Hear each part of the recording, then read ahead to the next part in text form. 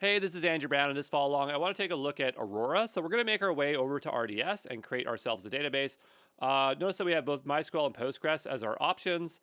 I'm going to do ClickOps here. Generally, you'd want to programmatically do this, writing CloudFormation or Terraform, but I want to just keep it really simple here because we are just doing a simple example. We're going to stick with the standard create here.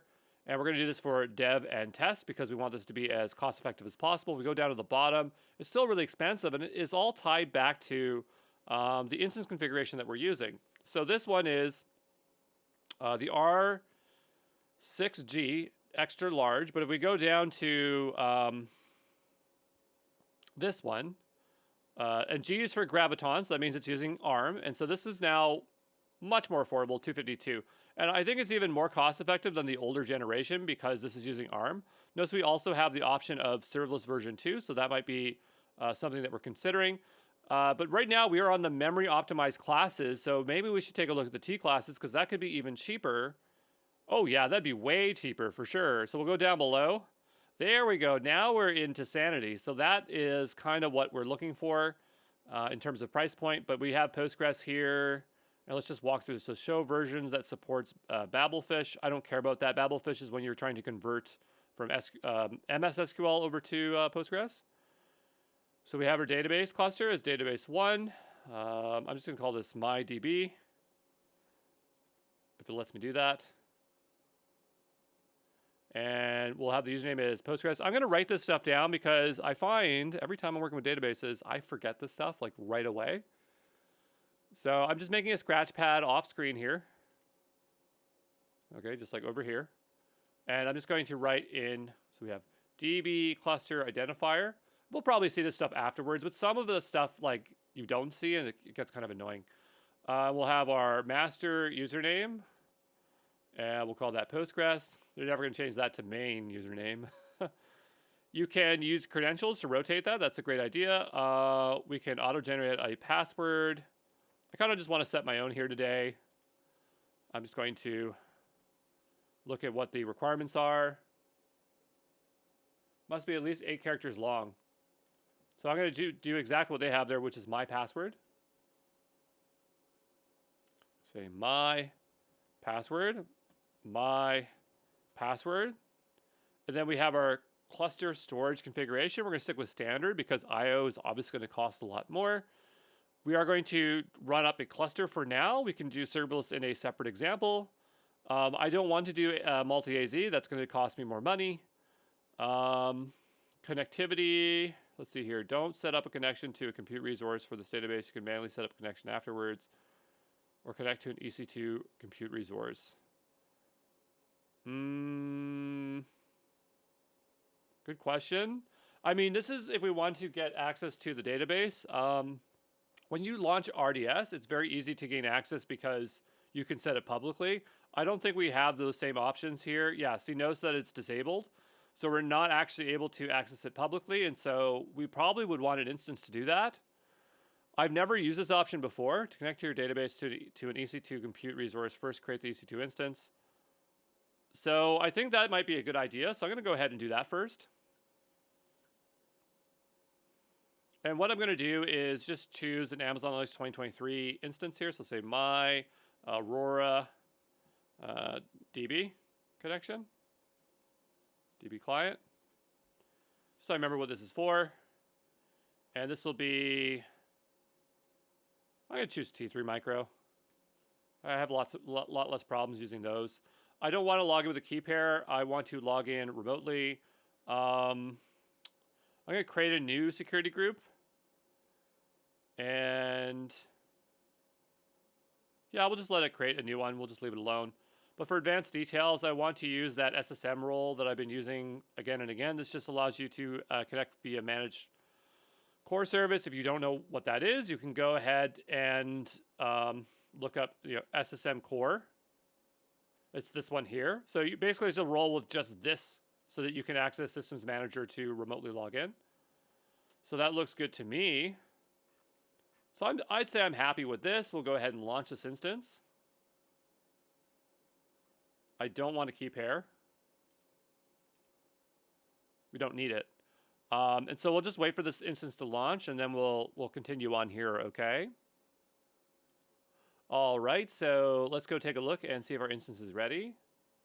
There it is. We don't have Postgres installed on it, but we can worry about that later. We give this a nice refresh here, and we'll choose this as our client. We're going to launch it into the same VPC. You can't change the VPC. Yep, well, it should be the same. The DB subnet group, we'll just let it automatically do that. We cannot set this as public access, unfortunately, for Aurora. It's just what it is. I mean, it makes it more secure. We can choose an existing one.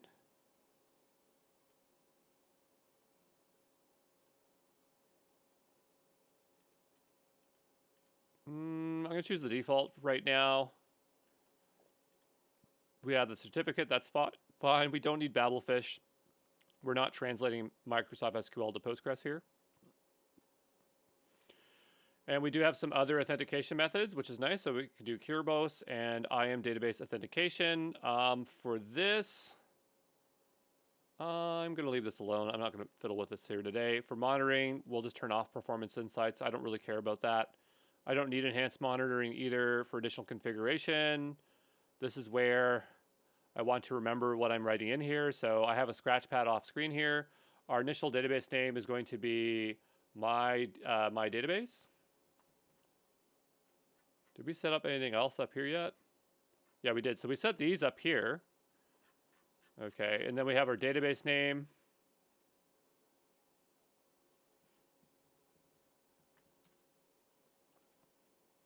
My database. And so that looks good to me. I don't care about backup retention, so I'm going to just turn that way down here. Encryption is going to be turned on by default. I'm not sure why you'd want to turn it off. I don't care about maintenance, so we'll ignore it. And we're going to go ahead and create this database. So we'll give this a moment to create, okay? All right, let's take a look here. And oh, look at this gross pop-up. You can hide these suggestions so they don't appear. Yeah, I'm not, I don't need upsell here. Thanks, AWS. But it looks like our cluster is ready. And so the idea is that we want to remotely connect to it. I'm curious what it has done to connect our instance, because I'm not exactly sure what it would have done, as we would have just chose the security groups. But what I'm looking for here is what is set up for security, or at least networking. So if we go here, we have the default one, but we also have this one. So I want to click through to this one and see what we have. And it looks like what it's done is it's just added the other security group to it. So that's all it did.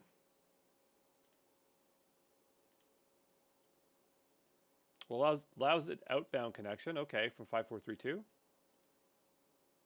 Doing inbound connections, that's fine. Okay, so I guess the question will be, can we actually connect to this, or will we have to fiddle with it a bit? So I'm going to go ahead and connect to our instance here. And we're going to have the Postgres client installed. So I don't think it comes pre-installed, but we'll first get into our EC2 user. So we'll type in Postgres, PSQL. Okay, so we'll say sudo yum or DNF install. I'm so used to typing yum. Yum will work. It's just it's not correct. We'll type in Postgres and see what we get. Okay, so install Postgres on Amazon Linux 2023. I just want to know what I can install. I just need a command.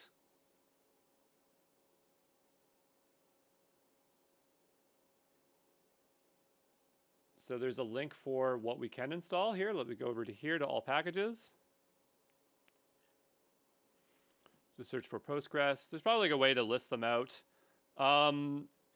It's not going to matter. Like if this is not using version 15, it still probably will work. Like I'm not sure exactly what version of Postgres this is utilizing, but if we go back over to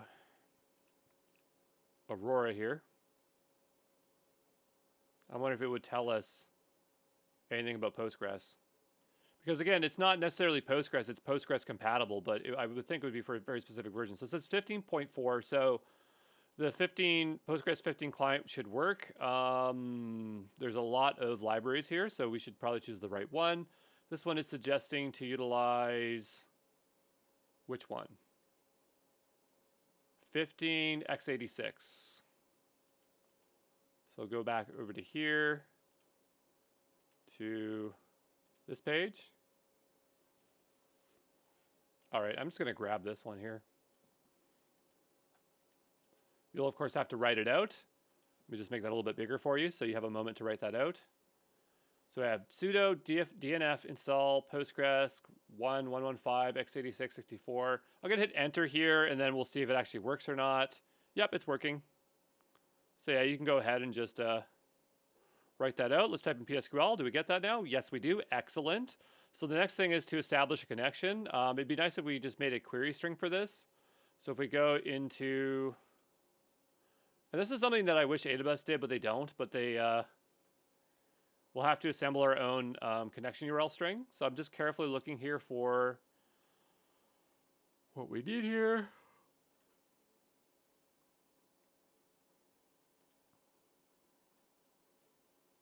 So we have our endpoint URL, so I'm going to copy that over to here. And there's like a format for PSQL, so say PSQL connection URL format. I always forget what it is, but it looks like this, okay? So I'm just going to grab that here so we can kind of work our way through this here. So we're going to have that part. Then we actually have the endpoint, which is, this is net location, but it's talking about this here. Okay, we'll take out the squares. We don't need the squares. This is going to be whatever the default port is, 5432, I believe. Just in case I'm wrong, I'm going to go double check this here. 5432, yep. It's easy to remember because it just counts backwards. 5432, colon. Then we need our database name, which we saved up here. I don't need any additional parameters, so I'll take off the end there. We need the username and password. So our username is going to be Postgres. And our password is my password. Okay, and so this looks like a valid connection URL string to me. You could supply all the flags individually, but I find this is a lot easier, so this is what I prefer to do. And hopefully we can establish a connection, so we'll go ahead and hit enter. And we're in the database, so I'm surprised that was so easy to do there. We didn't have to fiddle around with any security groups. I'm just going to say DT, and so we'll just say D. I just want to go ahead and create a new table, so I'm just going to go over to ChatGPT and say, create a new Postgres table for tasks. Just provide me the code. Don't explain. Okay. So I just want some Postgres data here. There we go. Let's go ahead and copy that. We'll go back here and paste this in. We'll hit enter. Now if I type in DT, there we have our Postgres table. We can say select all from tasks. There we go. And so that is the version that we need here for this. I'm just going to go over to my GitHub repo because I just want to make it easier for you to get some of these commands, at least for those in the future. So I'm going to go ahead and just bring over the installation steps here. And actually, I don't need to open up. I'm going to hit period to open up github.dev. And I'm going to add that command there because I feel like that's something that is kind of a pain to do. Go ahead, new folder, Aurora. Say new file here, new folder, basic cluster. I'll just make a new README file here, readme.md. There's a couple things that we care about. There is the connection URL string format, so I think that is kind of useful. Go ahead and copy that in here.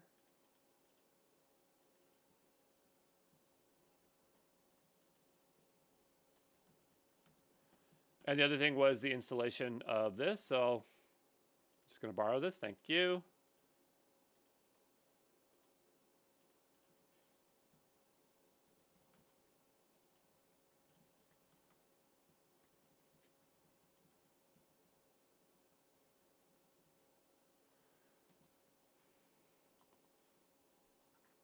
We'll go ahead and paste this in here. Excellent.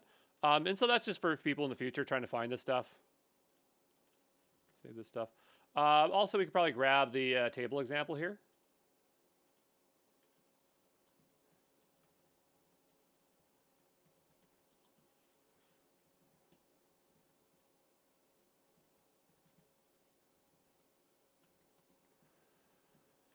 All right.